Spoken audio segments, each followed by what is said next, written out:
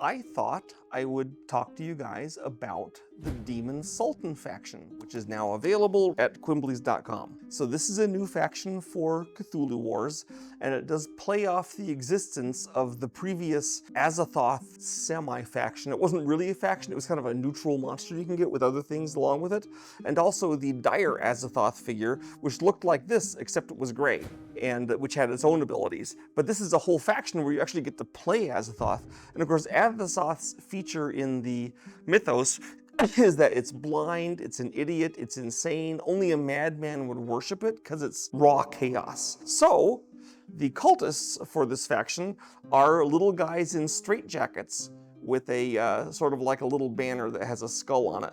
So you can tell they're Looney Tunes because they are insane, and that's your cultists. The faction comes with a whole bunch of critters, maybe more than any other faction ever. I mean, you get your 6 cultists, a high priest in case you're using the high priest expansion, and we recommend to everyone that if you have the high priest expansion, use it because it's terrific. It really adds a lot of strategy to the game. It also has, in case you have the Master of Nyarlathotep pack, it's got a Dark Demon cultist for the Azathoth faction, and there are 4 brain cylinders in case you are playing on the Yuggoth map or using the Yuggoth rules on another map. So what do you have going on in this faction? What makes it unique and unusual and weird compared to other factions? Well, one feature is that you start without anyone on the map. There's no characters on the map.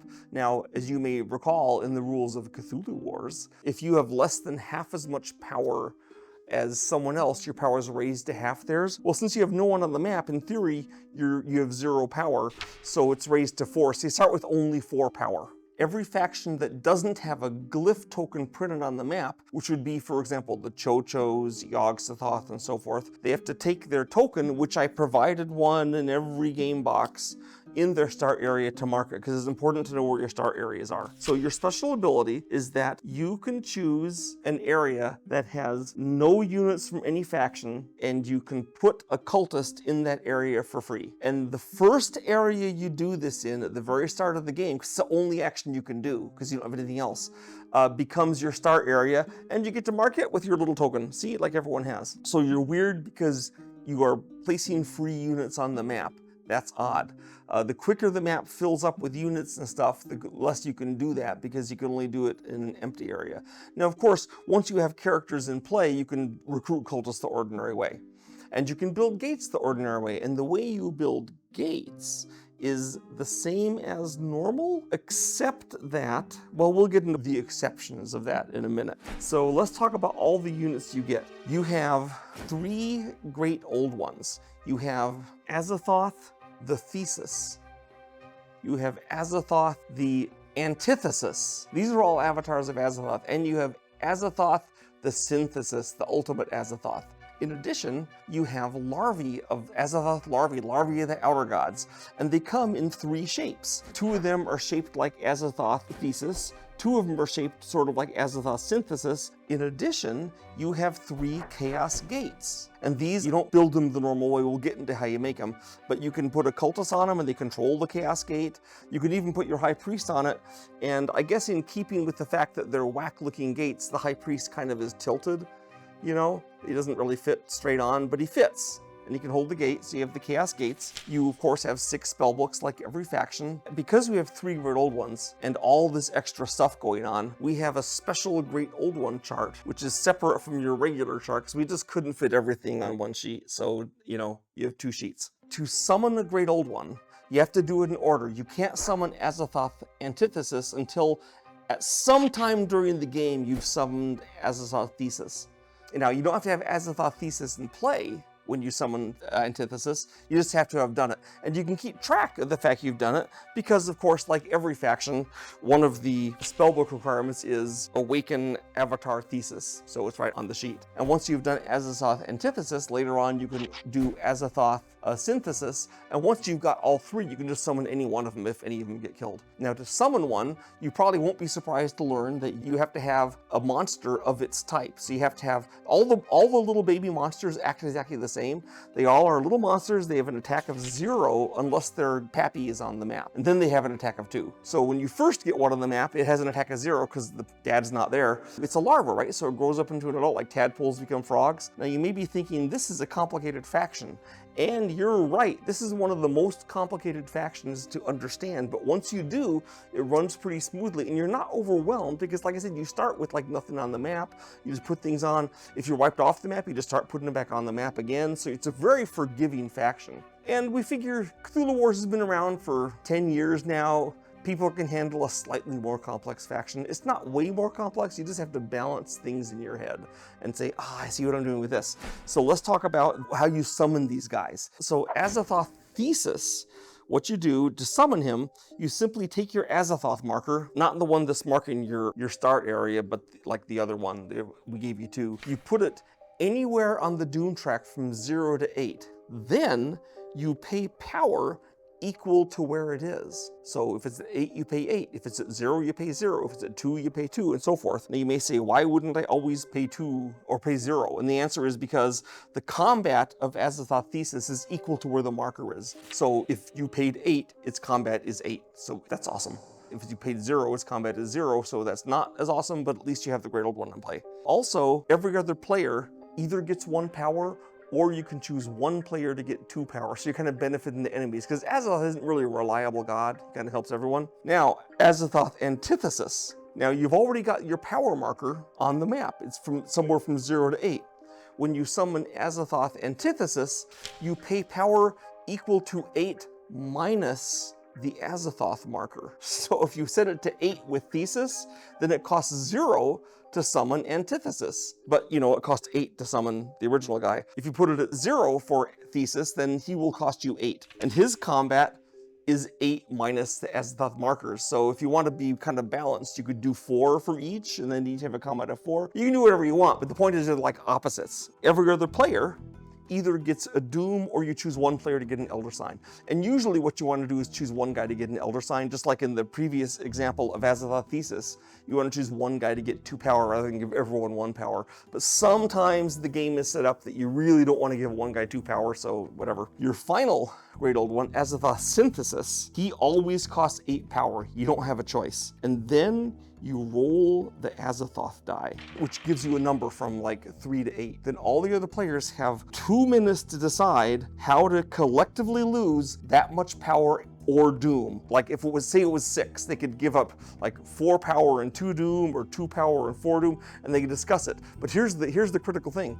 If they can't agree, you win the game, so they have to agree. So you could have a player just saying, I'm not gonna give up anything, screw you guys. Another guy say, well, you're not gonna give up anything, then we won't do it either. And then you're sitting there as Azathoth cackling and saying, they're gonna lose the game because they can't agree. But so usually they agree though. Oh, and if it's a game with only 2 or 3 players, you cut the die roll in half, so it's not as lethal. That makes sense, right? So his combat is, you roll the Azathoth die every time he goes into battle, and that's how much he does. He has a special ability, which is that when any avatar is killed or eliminated, you can choose any other avatar to be killed or eliminated instead if he's in play. So for example, if someone's about to kill your Thesis and you don't want him to die, you could kill the Antithesis or the Synthesis, then you lose that ability for that time period. Now, one of the things to bear in mind is that you've set this Azathoth die from 0 to 8. That's in play till the end of the game, so like choose it wisely. Because if you don't want this guy to cost 8, then you probably don't want to set it to 8. You have choices to make, and you don't have to make the choice till the moment you summon one of these guys, so you can be flexible, but it does matter. The Chaos Gate. The main thing about these guys is they work like a gate, except only your guys can be on them. And also, if they're abandoned, like you don't have any cultists on them, then during the Doom phase, they turn back into a regular gate. So let's talk about your Spellbooks, because they're amazeballs, as you'd expect for a faction this wacky. So all of their Spellbooks are used once during the whole action phase. They flip face down. One of them gives you extra power, and it's the Avatar Thesis ability. You want to put them in a place with a lot of other factions, and you get 1 power for each faction that has units in that area. And that includes you. So if, for example, he's in an area all alone by himself, then he will give you 1 power. Now, tragically, all of their spellbooks cost 1 power to use, so if you activated this with him alone by himself, it would cost you 1 power, then you'd get 1 power, so it would be 0. But hey, you can stall using that. Sometimes that's the reason to do. Okay, next, Chaos Gate. Flip the spellbook face down, pay 1 power, then place a Chaos Gate in any area without a gate. And if you got a cultist there, you can put him on it. And here's the cool thing about that. It lets you make a gate for 1 power. That's really good. So I would suggest you consider doing that in one of your first spellbooks, because it lets you get gates early on that otherwise are hard for you to do, because you only start with 4 power, you know, you get the idea. Next, you have the ability to get rid of your Chaos Gates. And the way you do it is, you replace your controlled gate with a normal gate. And you replace your cultist that was on it, see there's a cultist on it, you replace your cultist with someone else's cultist from their pool. So they have to have like a dead guy. So you can't do it the first turn of the game because no one's dead yet, unless Black Goat did a cult sacrifice. Now, your cultist that's removed goes back into your pool. So you're thinking, that seems like a bad thing for you, but no, you're forgetting, or you're not forgetting, maybe you haven't fully considered the greatness of Demon Sultan, which is, remember, you can put your cultists on the map in blank areas for free. So you get a new cultist somewhere else on the map, and now you have a Chaos Gate back in your pool to play somewhere else. Like maybe where you just put that new cultist. Also, you can take that Chaos Gate, say it's in an area along with, oh, I don't know, one of your great old ones, and you say, oh, Traitors, okay, this is a normal gate again, and your cultist is there, and then he's sitting there, and there's like a great old one right there ready to eat him. That's like not so great for him. Funny thing is, the Traitors are like, your guys are being traitors because they're becoming sane again or something and leaving your cult, but you're getting benefit from it. So, you know, that's the craziness of Azathoth. If Antithesis is in play, you can place 1 free monster or free acolyte in his area for each faction that has units in his area. So you remember, Thesis gave you power for having units in the area. Antithesis gives you free units, and that includes yours. So if he's all alone in an area, or even if he has other guys with him, you can say, I'm using this ability and I'm gonna summon this little cute monster guy. It costs me 1 power to use it. But if, say, Black Goat is there and Crawling Chaos is there, so there's 3 factions, because there's me and Black Goat and Crawling Chaos, I can get 3 units. So, I'll get 1 acolyte and I'll get 2 monsters, all for free. The final thing that is especially obnoxious and horrible, and this is kind of the signature spellbook of Demon Sultan. So this is the Animate matter. You flip the spellbook face down, pay your power, and you move a controlled Chaos Gate. You move the gate into another area. Now here's the thing, if that other area has a normal gate, it's removed, because you only have 1 gate per area, and the Chaos Gate is there instead. You can't do this to someone's start area, because we did a lot of play testing of this, and it turned out that, like, sucked big time for certain factions, so you can only do it in a non-start area. But the fact that he basically takes over your gate and it's gone and now he's there is kind of a dynamite ability. Their one last spellbook, you flip it face over and then you flip any of the other spellbooks face up, so you can use one of them twice. So you can get power twice, or you can animate matter twice, or summon 2 gates, or whatever you want to do. And that's something else to think, or give you more options and choices of what you're doing. The remaining thing to consider for this faction that makes it a delight is, how does this thing work? Well, early on, you're placing your guys on the map and kind of delaying stuff and waiting until the other guys have sort of committed to what they're doing and they're low on power. And then finally you start building gates and doing stuff. Now, what are the things you're trying to do? Well, here's what your spellbooks are. You have 1 spellbook for each of your great old one. That's pretty standard. 3 of the spellbooks are just getting these guys out.